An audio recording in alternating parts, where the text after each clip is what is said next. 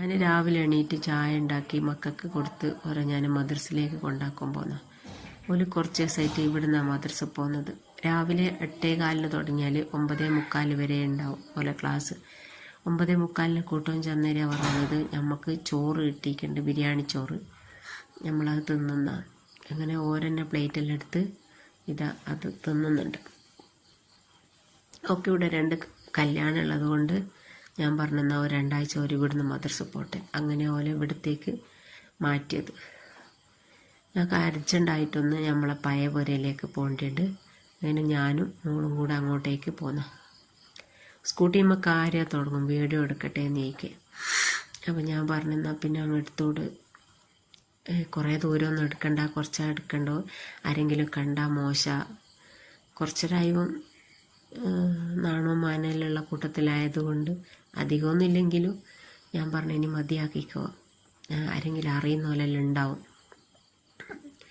അങ്ങനെ നമ്മൾ കുറന്തേരിയൊക്കെ പോയി. അവിടെ ഒരു ചാവി കൊടുക്കേണ്ടേനു, അങ്ങനെ പോയതാ. പാടത്തി നോക്കുമ്പോൾ കുറേ മാങ്ങ ഉണ്ട്.